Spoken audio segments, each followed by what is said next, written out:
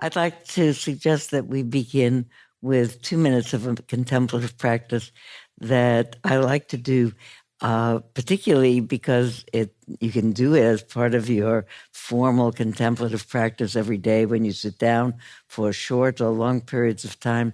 But I particularly like it because it's a practice that you can practice on a line in a supermarket or when the freeway is, in your estimate, too crowded and you're going to be late for whatever you think is important, or when you're worried about an upcoming appointment that you have to show up for right now. It's I'm the present, I'm the useful practice. So this is a practice. It's being aware of one's body. I do it with awareness of breath coming in and out. Of course, I can sometimes do it by just saying the 2 phrases to myself.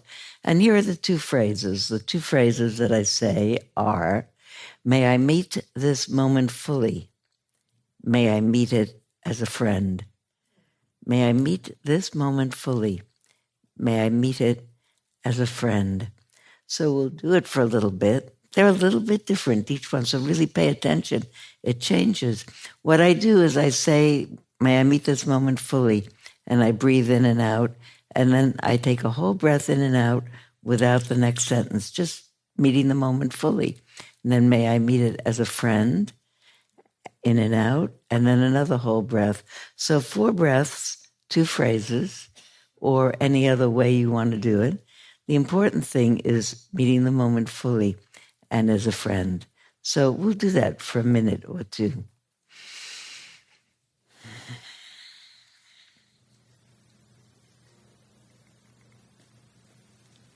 And when you're ready, open your eyes.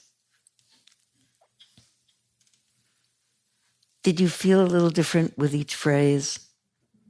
Yes? Yes. I feel a little different with each phrase.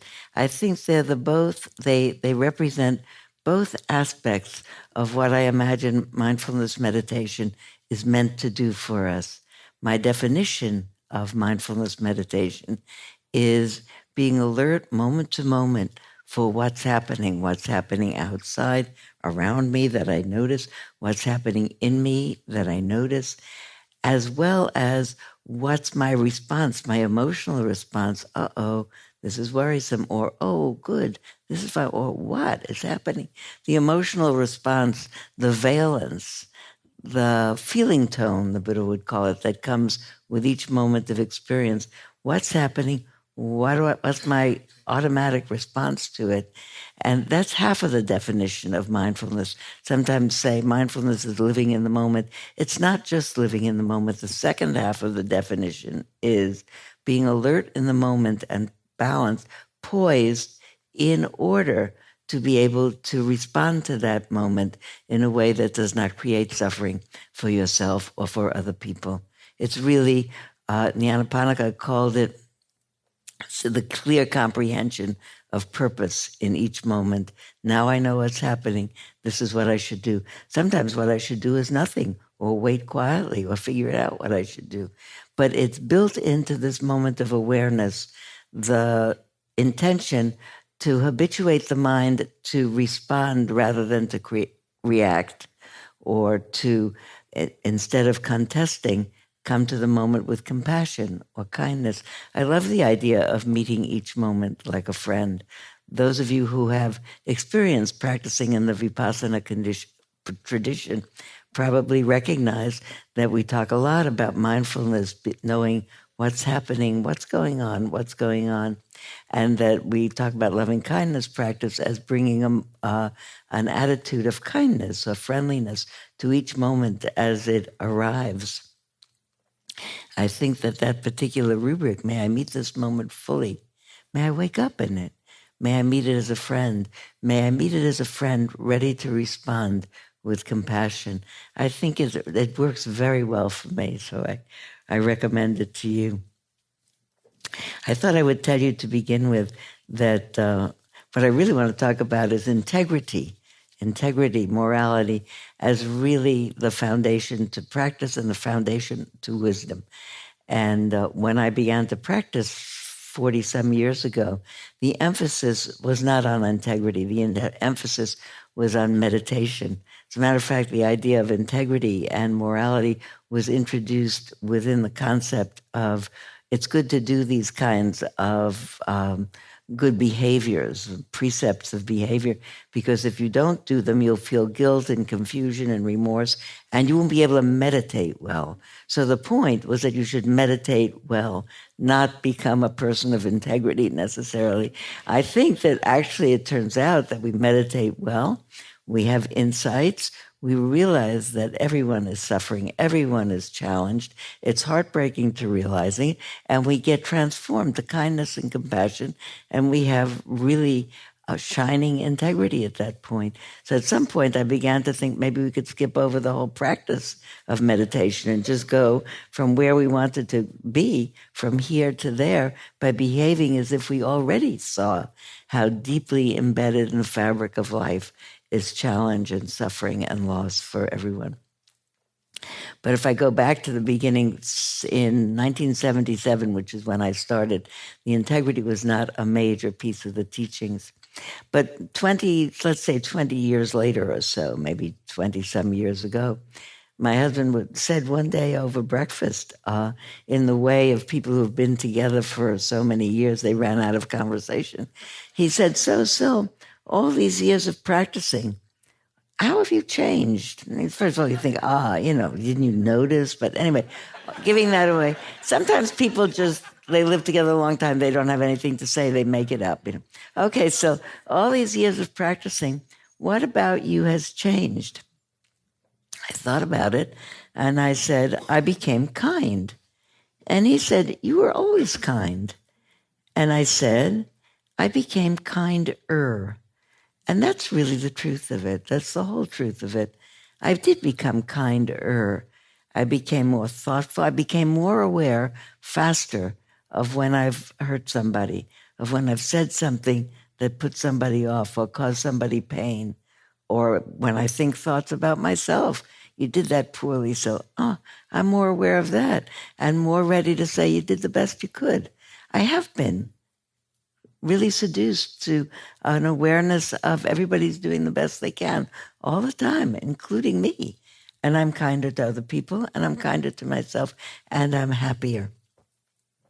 But I want to tell you something about how that transition happened from the beginning to the end. Had somebody said to me 40-some years ago, you got to take up meditation so you'll become kind, I would have said, that's not my problem. I'm pretty good. I'm making it through this life. I had a nice life. I am married to the same person for 64 years. Our adult children are all in good health. I really was aware of how fortunate I was in this life. And the more aware of how fortunate I was, and the more aware of how calamity had not yet struck me in a particular way, the more aware I was of the fact that I would need to deal with more and more calamity and shock and loss in my life. There were in my 30s some incidents that woke me up. I thought about it later and I thought, maybe this was like the stories of the Buddha, the fanciful stories about the Buddha not being aware of old age, sickness, and death until he was in his late 20s. I take that as a metaphor for everyone's awakening to the kind of existential angst that's embedded in life. If you look around, you think, whoa, there is no way out but forward. And there is nothing that can prevent me from having difficulties along the way. In my 30s, a woman down the street from me had a child that was wonderful, beautiful infant who died at 3 weeks of sudden infant death. And I couldn't imagine how I would deal with that. I remember that as a traumatic episode.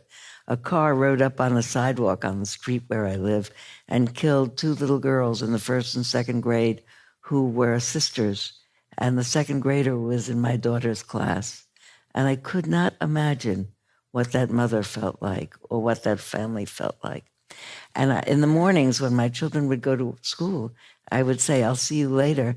And I would ring shallow in my mind. And I really was terrified by the idea of everything is fine, but it isn't going to be. And for really the first serious time in my life, I began to think about what can I do? How do you get out of this? And when people started in the 70s to be doing this meditation and that meditation, I actually wasn't sure of how meditation would help my nervous worrying or my ongoing catastrophic imagination. It was what everybody was doing, and they said it was good for them. And I thought, well, I might as well, although I couldn't really see how it would work to do that. In fact, I have become much more at ease in my life and not any less aware of the fact that anybody can be stricken with a loss at any time, and not any less cherishing of every day that I'm alive and have my family and the people who are dear to me. I am more aware of the fact that everybody is in exactly the same boat as I am. Everybody loves their people. Everybody is walking around with the same existential dread that they either know about or are fending off by keeping their mind occupied with other stuff. And that the only answer to it all is kindness all around, being kind to myself and to everybody I know, to not carrying any grudges with me as I go along in life. When early on I learned the first line of a loving kindness chant, which is, "May I be free of enmity and danger." And when I first heard it, I thought it meant, may I be free of having people coming after me, enmity on the part of other people coming after me. And after a while, I began to realize that it really meant, may I be free of enmity. That doesn't mean that I don't get mad when somebody says something or does something. I behave pretty well because I'm a well-behaved person, and I'm fairly mild-mannered, but I come from mild-mannered people, so that wasn't a big deal. But I get angry inside. What I want to be able to do is notice the anger and not make a story about it, and not make enemies out of the people who, in the company of with anger arises. I figure out better ways to deal with that. I really have been thinking about, maybe that's my favorite line, may I be free of enmity and the danger of becoming confused by enmity. I love the times that I have seen His Holiness the Dalai Lama it happened certainly more than once, twice. I can remember 3 instances. People are always asking him, do you ever get angry? And he says, of course. He's got that little laugh, And then he says, somebody does something, anger arises, but it doesn't stay there. And you get a very clear picture of the fact that he doesn't do nothing about it. He says about it, or he takes care of it, or he does something. What he doesn't do is make it a grudge and carry it around in his mind and decrease the real estate of his heart and its ability to love all beings with a completely open heart. When people are with him, they feel like they're in a room with a person whose heart is trained to kindness, not because he's arm wrestled it to the ground, but because he deeply sees the challenges and the suffering that's embedded in the human condition. So I didn't know how it was going to work when I started, but I got less frightened, I think, because I got to see that I was worried about things might happen. Things will happen. Things do happen. And they happen to everybody. And that's what this life is about. And to be able to say the best way we do it and get through it is holding hands with each other and being friends to each other and taking care of each other. That kindness and connection is what really keeps us going. I remember going on retreat in the very beginning and discovering that the first thing on retreats is people were asked to take formal precepts. And I still do that with people. Although in the beginning, I remember I was very put off by having the person leading the retreat saying, now we're going to take these precepts of correct behavior, and mentioning about not harming living beings, not by taking things that they don't offer, not by words, not by sexuality, not taking any intoxicants that would cloud the mind. And I thought to myself, who doesn't do this? We all already do that. I felt sort of really put down, like this is 7-year-old ethics training, not for grown-ups. So I didn't like telling people to do it. On the other hand, on the morning after 9/11, 9/11 was a Tuesday. On Wednesday morning, the Wednesday morning class that I've had for 25 years at Spirit Rock was meeting, and I was very glad for it because hundreds of people came because they wanted to sit quiet somewhere. And I thought, what can I do with these people? And the first thing we did was we recited precepts, refuges and precepts.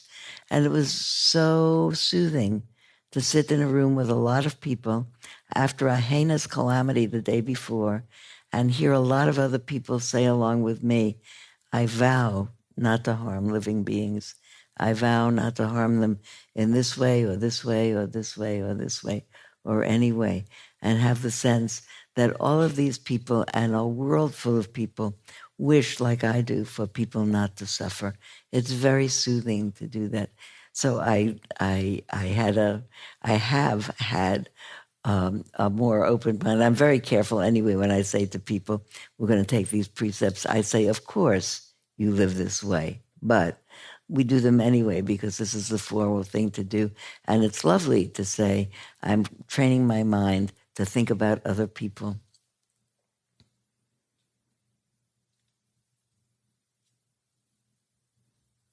I really, I think I was bewildered by the instruction. It was the 70s, so commandments and rules were not what was on everybody's mind. Really was pushing the edge, which was what was on everybody's mind. But I think it was, I think about it now as a soothing thing in the middle of a really distraught world. I also heard early on about the training of Rahula. Rahula was the Buddha's son, born before he left his life as a nobly born son. There's an important sermon called Instructions to Rahula, which when you read it for the first time, it reads like this. The Buddha said, before you do anything, Rahula, in word, thought, or deed, you should reflect, is what I'm about to do for my benefit as well as for this other person's benefit? And if it is, you can continue to do whatever you were going to say or do. But if it isn't, then you don't do it. And also in the middle of doing something, Rahula, you should reflect, is what I am doing for this person's benefit and for mine? And if it is, you can continue. And if it isn't, stop, back up. And after you did something, Rahula, you should reflect, was what I just did for this person's benefit and my benefit or not? And if it wasn't, you make amends, you take it back, you fix it up, you ask forgiveness. And I remember thinking at the time, and many people have asked me since that time, they say you have to live a very staccato life for that. But before every single thing, you have to think. And in the middle of the thing, you have to think. And after the thing, you have to think. So it becomes clear to me that it's not a literal, otherwise it'd be very staccato living and you'd hardly say anything. But really, I think what it means is when your mind is so fully tuned, like your GPS, to true north or wherever it is that you want to go, that the minute that you swerve off it, your mind tells you, you don't really want to do this, sweetheart. This is what you just said, half a sentence. Take it back. That wasn't good. You know how your GPS, the minute you're turning the corner and it's too soon, they say recalculating. And then if you go around the whole block and you come around again and you're coming around for another pass and the GPS gods don't know that the street is all torn up and you have to go forward, tells you again to make a right, not to make a right turn, but you do.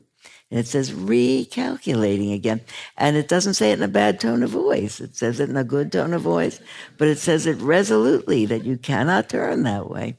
I think that's what happens. You know, what I know for sure is that when I sit to meditate or take a walk quietly around my block as a meditation, when I stop forward motion to have some contemplative moments, you could think about it too in your own contemplative moments. What happens pretty much right away is I remember what I didn't do that I meant to do. You forgot to call back so-and-so. And when so-and-so called you, they really wanted to talk a little more, but you really were trying to get off the phone a little bit too fast. You heard that they needed another few sentences and you didn't do it. It's a spontaneous moral inventory. Anybody ever notice that? Anybody with a meditation practice ever notice that you sit down a few minutes and your inventories in your inbox suddenly starts to fill up with what you didn't do? And it's really true. You go on retreats. I go on retreat and I do not read or write, and I do all the proper behaviors of just be in the moment. But I also have a notebook next to my bench where I sit. And because I have to keep track, if you didn't call so-and-so and you didn't do this one, and you didn't talk kindly enough to this one, and this one you have forgotten about, because the mind does its own moral inventory spontaneously as it settles itself down. And you know what? I love that. Every once in a while, it's doing too much of an inventory. I say, stop, come back tomorrow. This is demoralizing me. But, and it's a 1 week retreat. I can't run home now and do this. But I am so reassured because I think it happens. Does it happen to you? Yes. I am very reassured that human beings have built in apparatus for moral inventory. I don't think it necessarily grows up that way. If you have loving parents and they behave in a way that's morally, and they suggest to you really what are valuable ways in which to live, then your own moral inventory machine will take over and do it for you. But I have such a good feeling. I am very worried about the future of the planet, and I am very worried about what's happening. But I am sure that people don't mean to do it, that it's a mistake, that people don't get up in the morning and say, okay, how can I mess things up today and ruin the planet and get rid of so-and-so? I don't want to have enmity. I don't. There are lots of people in the world that I feel very upset with what they're doing, and I wish they weren't doing it. And I am doing my best to not have them do any more of it than we can deal with. But I don't want to have hatred in my mind. It's very confusing. I think you can have a clear purpose and a clear understanding of what you disagree with without having enmity in your mind. And enmity isn't good for me. It confuses me. I see the amount of pain that the whole planet is in. I think everybody's got to wake up. I have this, I'm all right on the time, right? No, I don't. Okay. I want to make sure I say whatever is really important to me. I'm saying it. That's okay. I really am sure that of that particular great value of learning the precepts, saying the precepts. If you're in the all-day workshop with me tomorrow, we'll do a meditation on the precepts and work with that, because I think it's a very valuable thing. And it makes me feel good to think that I'm a part of a species that has a moral inventory machine. That's good. Some don't. And I'm part of a species that has the ability to not do something that I feel like doing. I don't have to do it. That we have the restraint to feel like telling somebody off and not doing it. If we did it, we would make a mess. Or what if we told our boss what we think of her? Or we told our partners everything that we think about them, the worst? That'd be very hard. Well, I already told you, I'm in a marriage 64 years. You don't say everything. Wanted to tell you that part of the evolution of my understanding, not that it's about meditation, it's about integrity, for which meditation is very valuable, that one of the formative things that happened in my practice career over the last 40 years, in the beginning, I had a job, my service job every day on a certain retreat was to be folding towels in the anteroom to the lunchroom in which the teachers were teaching. So I could listen, I could eavesdrop on my teachers and say what they were saying. And I admired them all. I still do now. They're my friends and colleagues. And I remember they were talking about what motivated them in their practice to continue practicing with fervor. And I remember Joseph Goldstein, who is my teacher and my colleague and my friend. I remember him saying, I continue to practice because I want to have a deeper understanding of suffering. And I thought, uh-oh, I came on this whole retreat business because I don't want to be thinking about suffering so much. That was a very astounding thing. Now I would say my continuing to practice is to stay tuned for the awareness of suffering in the world, to see it everywhere that I can see it, because it is threaded into every moment. I think Bob was talking about, Professor Thurman was talking about this earlier today when he said that if you really look at things, if you look at life, I think it's continually getting used to being disappointed because things don't last. There's one continual getting used to doing without. I think about the fact that when we're young, my granddaughter was frightened to go from preschool to kindergarten because she said, I won't know where to put my lunchbox and I won't know where to hang my coat yet. And she'd already done successfully 3 years of preschool, but then you have to worry about kindergarten. Then you have to worry about long division. Then you have to worry about puberty. Then you have to worry about what to do with your sexuality. Then you have to think about, what am I going to do to make a living? Am I going to spend my life in a partnership, or what am I going to do, and how am I going to affect it? And do I want to make children or not children, or raise children, or what do I want to do? And is it working for me to work and sustain myself? And now I have to deal with a divorce, and now it's an empty nest all of a sudden. And all of a sudden, okay, empty nest, now I have a life, okay. All right, arthritis, that menopause. I didn't have this before. We're always having something that we didn't just have before and get used to. Okay, figure out how to deal with that. Now that's not here anymore. Figure it out now, getting older. It's really interesting. All of a sudden, you forget a word in the middle of a sentence, or you can't remember where the sentence started, and your friends are maybe ahead of you on that, so you think, oh, look, that's down the line for me. How to be able to say, this is a very wonderful teaching line. One of my teachers who I much admired, Ajahn Sumedho, had a gesture, I think. This is a very interesting learning story. I was studying with him. A bunch of teachers were doing a retreat with him, and he was talking about dealing with unpleasant feelings in his mind about problems in his monastery. And he said, well, sometimes I worry about it. My mind is full of worry, and I don't know what to do. And then I think to myself, it's like this. That's what happens in monasteries. He said, when I say to myself, it's like this, I feel better, and I'm all right.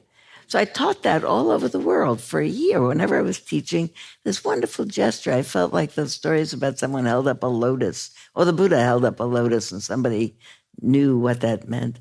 I was telling it all over the place, and Ajahn Sumedho said, when you're able to say about your situation, it's like this, then you're free, really. And so then I met Ajahn Sumedho again at another conference. And I said, oh, that was so helpful to me what you said. And you said, in essence, you have to be able to say, it's like this. And you said that, and you made that gesture. And he said, I said that? I made that gesture? So meantime, I think he said it. And I think he made that gesture. But really, that's what you have to do in life. This arthritis, this whatever it is, all of my friends have something. And to be able to say, okay, now I have this. I didn't have this before, but now I have it. It isn't what I wanted, but it's what I got. That's really the key line. It isn't what I wanted, but it's what I got. Everything, if you think back in the times in your life, even if you're young, you're not up to the menopause and the arthritis, but there are so many things in your life that you have had to deal with that they weren't what you wanted, but it's what you got. And what we count as maturity is people who meet their life fully and as a friend. I love that rubric, that may I meet this moment fully, may I meet it as a friend, because I think that it's not only for the minutes that you're stuck in traffic or for the beginning of your meditation periods, it's for the whole life. May I meet this moment fully, may I meet it as a friend, may my heart be available, which if my mind is not all confused with I have to have that, or I have to get rid of that, or what is this? My mind is not confused by greed or hatred or the confusion.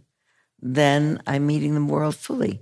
And if I meet it as a friend, even if it isn't something that I'm really happy about, say, well, look at that, arthritis. Who knew? But at least it's not something else. I'll get something else, but now it's just arthritis. Okay, I'll deal with that. Because what can we do except say, this is it. Can I deal with it? If my mind is clear, I'll see what to do. One of the great things, we were in Los Angeles, in San Francisco, in the Legion of Honor museum. You can buy one of the snowballs what you get in cities of the world. You shake it and it's all snow, and then the snow falls down. You see it's an Eiffel Tower, or it's a London Bridge, or it's whatever it is. In the Legion of Honor, they sell a beautiful big ball like this. You shake it, and it's a fog bowl. It comes up a big fog, all black fog swirling. You put it down, the fog settles, and you see the tops of the Golden Gate Bridge sticking out. And I think about that so much. I teach it to new students that just sitting still and not stirring it up worse, the fog settles and you begin to see, oh, that's what's there. I have arthritis. That's what's there. My child has a sickness. That's what's there. The world is melting.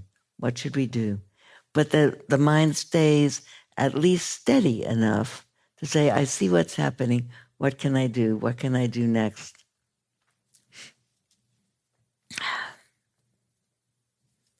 Make sure that I didn't. At some point, I have time. I want to say this one more story because it's really interesting to me.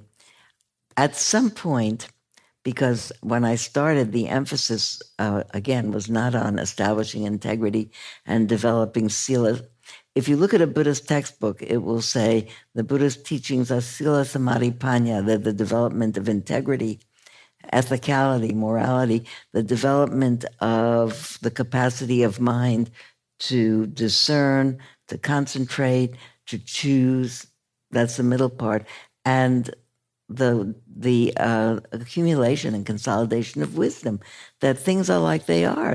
Everything happens because of everything that ever happened. So there's no way to see what caused this. Everyone is responsible for everything, which really makes it much easier not to demonize this one or that one or that one.